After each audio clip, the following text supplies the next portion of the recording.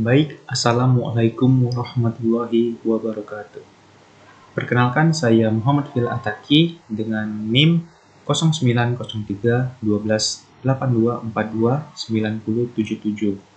Dan kali ini saya akan menjelaskan sedikit mengenai tugas saya, yaitu tugas matematika diskrit dengan dosen pengampu Ibu Elsa Susanti, yang dimana tugas ini yaitu adalah menjelaskan aplikasi graf dalam menentukan jumlah hari minimum untuk melaksanakan liga mahasiswa.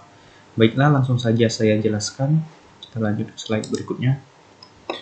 Baik, di sini ada sebuah permasalahan yang bisa diselesaikan menggunakan suatu graf, yaitu adalah pada suatu universitas terdapat 13 fakultas yang membentuk tim untuk bertanding dalam liga olahraga mahasiswa tingkat universitas tersebut. Liga mahasiswa ini dilaksanakan dengan sistem setengah kompetisi. Sistem setengah kompetisi itu tuh ialah sistem yang dimana setiap tim yang ada di dalam pertandingan tersebut tuh tidak akan bertanding dengan semua tim-tim yang ada. Jadi hanya setengah dari tim tersebut saja yang bertanding. Contohnya yaitu misalnya ada 10 tim, maka yang bertanding itu adalah kita bagi dulu menjadi dua divisi, yaitu misalnya divisi 1 dan divisi kedua. Di divisi ke-1 yaitu adalah 5 tim dan di divisi kedua ada 5 tim, maka masing-masing tim tersebut hanya bertanding di divisi tersebut, maka tidak akan bertanding di divisi lain. Seperti ini. Liga mahasiswa dibagi menjadi dua divisi, yaitu divisi pertama dan divisi kedua. Divisi pertama terdiri atas 7 tim dan divisi kedua terdiri dari 6 tim.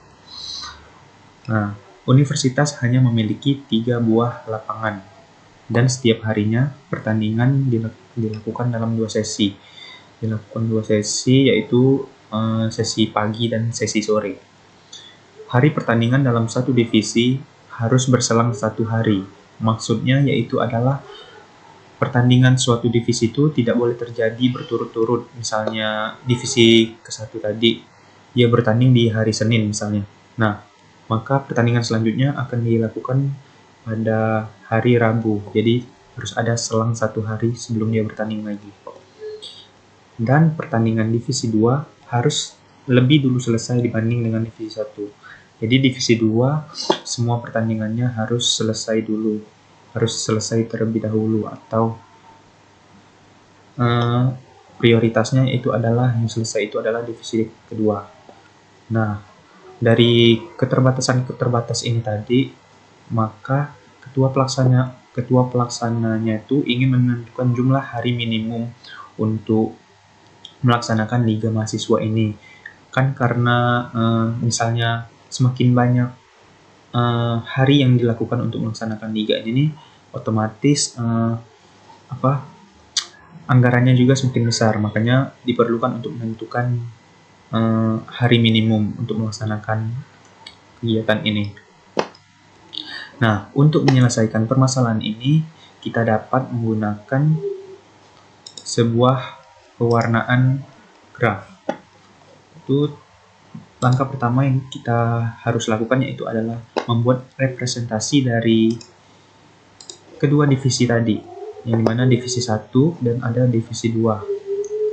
Yang dimana di divisi 1 tadi itu ada tim A, B, C, D, E, F, G, dan tim divisi kedua yaitu adalah P, Q, R, S, T, U. Yang dimana simpul ini itu ialah menandakan tim-timnya. Lalu sisi-sisi yang berhubungan ini adalah pertandingan yang terjadi. Misalnya A akan bertanding dengan B, C, D, E, F, G. Nah, ini adalah sebuah graf lengkap. Mengapa graf lengkap? Karena setiap simpulnya terhubung dengan semua simpul-simpul lain. Lanjut. Nah, namun sebelum kita masuk ke tahap selanjutnya, kita harus memahami dulu sedikit tentang teorema Feising. Jadi teorema Feising itu adalah teorema yang menyatakan bahwa jumlah warna yang dibutuhkan untuk mewarnai sisi graf G yaitu bilangan kromatik sisi. Jadi bilangan kromatik sisi ini ialah jumlah warna minimum yang digunakan untuk mewarnai suatu graf yang dinotasikan dengan x-aksen G. Nah, itu adalah salah satu dari dua nilai berikut, yaitu bilangan kromatik sisi sama dengan delta G atau delta G plus 1. Nah, delta G ini ialah nilai derajat maksimum dari suatu graf. Oke, lanjut. Nah, setelah tadi kita membuat representasi dari sistem setengah kompetisi masing-masing divisi tadi, selanjutnya kita mulai pewarnaan graf. Nah, dalam pewarnaan graf ini, kita mulai dari mewarnakan sisi-sisi terluarnya terlebih dahulu. Nah, berdasarkan teorema Feising, bilangan kromatik sisi atau jumlah minimum warna yang digunakan untuk mewarnai graf ini, yaitu adalah x-aksen K7. Maksud dari K7 di sini adalah K itu sendiri adalah sebuah notasi dari graf lengkap, yaitu graf ini, graf lengkap dengan 7 yaitu adalah jumlah simpul yang terdapat di dalam graf ini. 1, 2, 3, 4, 5, 6, 7. Yang dimana ini sama dengan delta K7. Tadi kan G. Nah, grafnya yaitu adalah K7 ini. Itu graf lengkap dengan simpul berjumlah 7. Untuk graf lengkap K, bilangan kromatik sisi selalu sama dengan derajat maksimum delta G. Tadi kita tahu bahwa di teorema Feising yaitu adalah bilangan kromatik dari suatu graf yaitu adalah nilai derajat maksimumnya.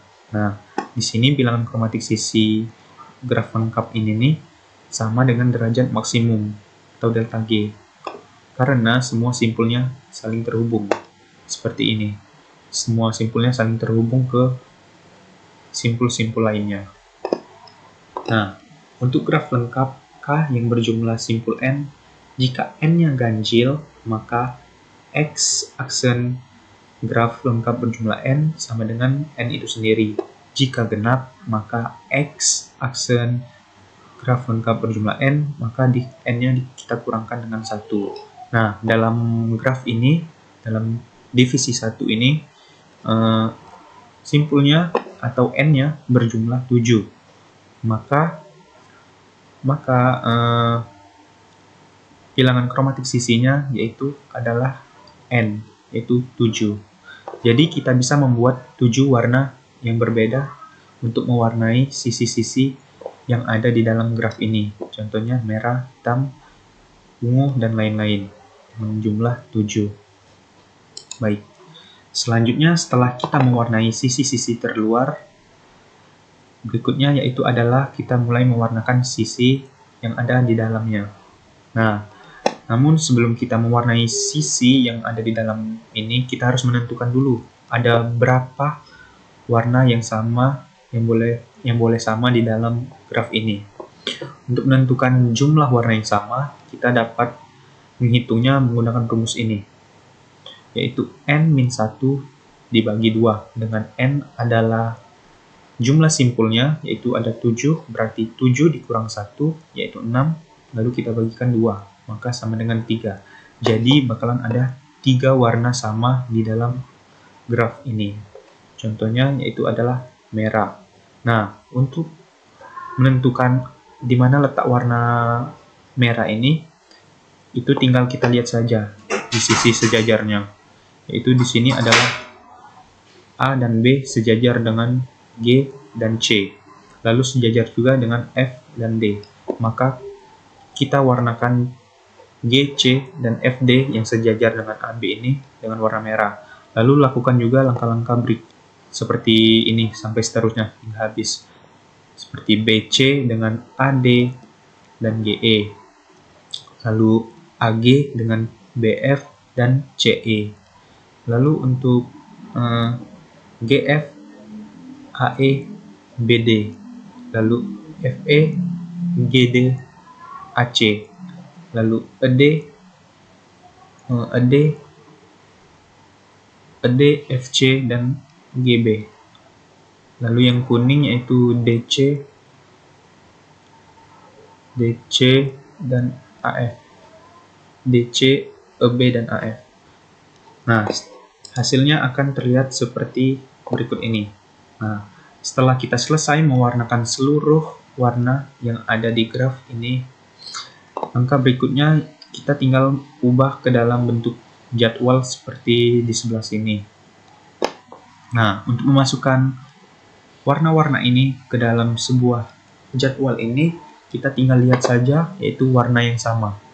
Misalnya di sini adalah warna merah yaitu AB, GC, dan TF.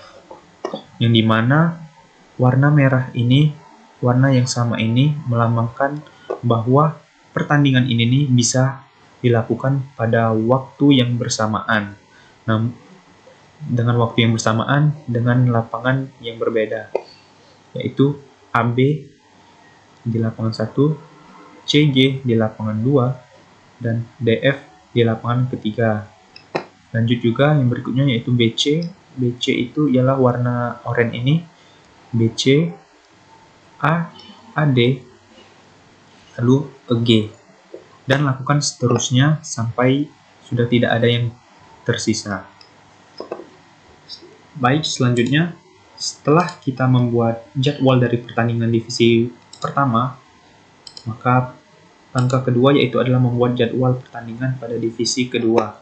Nah, pada divisi kedua ini kurang lebih sama seperti divisi ke-1, namun tahap pertama yang harus kita lakukan adalah menentukan jumlah warnanya sama seperti tadi, yaitu jika tadi simpulnya berjumlah 7 atau ganjil, nah di sini simpulnya yaitu berjumlah 6.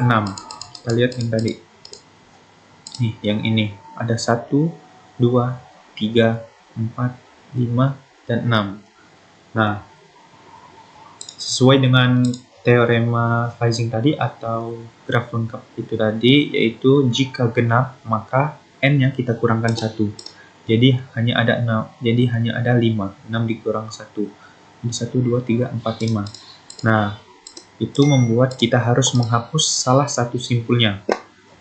Pada dalam hal ini yang kita hapus yaitu adalah simpul T. Nah, setelah kita menghapus simpul T tadi, langkah kedua yaitu adalah memberikan warnanya. Sama seperti tadi, berarti ada 5 warna juga yang berbeda, yaitu ada merah, oranye, kuning, hijau, dan biru. Kita mulai dengan sisi terluar, lalu sisi yang sejajar, PU, QS, PR, US, PQ, UR, dan seterusnya sampai habis. Setelah kita mewarnai kelima simpul ini, langkah selanjutnya yaitu adalah menambahkan kembali simpul T ke dalam graf tadi. Setelah kita menambahkan simpul T ke dalam graf tadi, selanjutnya kita akan memberi warna sisi-sisi pada T, namun dengan warna yang tidak boleh sama dengan sisi yang berseberangan dengan sisi ini. Contohnya misal kita kasih merah di sini. Ini tidak boleh. Mengapa tidak boleh? Karena di sini sudah ada merah. U ini sudah ada merah. Jadi U tidak boleh, simpul U ini tidak boleh nyambung dengan warna merah lagi. Mengapa? Karena pertandingannya itu tidak bisa dilakukan dalam satu waktu yang bersamaan. Misalnya U ini dia nggak bisa bertanding dengan T dan P sekaligus. Makanya warna merah kita letakkan pada sisi yang tidak berseberangan dengan warna itu sendiri. Contohnya yaitu adalah di T ke R ini, warna merah. Karena di sini tidak ada warna merah, baik dari R ke Q atau R ke S, ataupun R ke U, R ke P. Nah, setelah kita mewarnai, maka hasilnya akan terlihat seperti pada nomor 3 ini. Merah ke R, hijau ke P, oranye ke S, kuning ke U, dan biru ke Q. Nah, setelah kita membuat graf dari divisi kedua tadi lengkap dengan warna-warnanya, maka langkah selanjutnya sama seperti di divisi ke-1 tadi, tinggal kita masukkan saja ke dalam jadwalnya. Yang dimana warna yang bersamaan menandakan bahwa pertandingannya dapat dilakukan dalam satu waktu yang sama dengan lapangan yang berbeda. Contohnya di sini adalah PU, QS, RT, yaitu warna merah. PU, QS, dan RT. Lalu yang kedua, PQ, RU, ST. Itu PQ warna oranye, RU, dan ST. Dan selanjutnya sampai habis tidak ada warna yang tersisa lagi. Nah, setelah kita berhasil membuat jadwal pertandingan divisi 1 dan jadwal pertandingan divisi kedua, langkah berikutnya adalah menggabungkan jadwal pertandingan divisi 1 dan divisi kedua ini dengan aturan-aturan yang sudah diberikan di permasalahan yang di awal tadi. Dengan kloter atau sesinya, yaitu dilakukan dalam 2 sesi, yaitu ada pagi dan sore, dan dengan divisi, salah satu divisinya itu, bentar kita lihat lagi, divisinya itu tidak boleh pertandingan dalam satu divisi harus berselang 1 hari, jadi tidak boleh berurut. Dan pertandingan divisi 2 harus lebih dulu selesai dibanding divisi 1. Di sini sudah terbukti, yaitu AB, BC, CG, AD, DF, G ini adalah dari tim-tim dari divisi pertama. Seperti terlihat pada di sini, AB, BC, CG, AD, DF, G. Nah, di hari selanjutnya dia tidak bertanding lagi, melainkan yang bertanding adalah dari divisi kedua, yaitu PU, QS, RT, PU, QS, RT. Nah, maka ini nih yang divisi 1 akan bertanding lagi di hari ke-3. Begitu juga seterusnya sampai hari ke-5 dan ke-7. Terus tadi divisi kedua harus selesai terlebih dahulu. Di sini terbukti juga bahwa divisi kedua selesai terlebih dahulu, yaitu PR, SU, dan QT. Yaitu PR, SU, dan QT. Nah, dari sini kita sudah bisa menentukan jumlah hari minimum untuk mengetahui berapa jumlah hari minimum untuk melaksanakan Liga Mahasiswa ini, yaitu ada 7 hari. Oke, mungkin itu saja penjelasan yang bisa saya sampaikan mengenai aplikasi graf ini dalam menentukan jumlah hari minimum Liga Mahasiswa. Baik, terima kasih. Wassalamualaikum warahmatullahi wabarakatuh.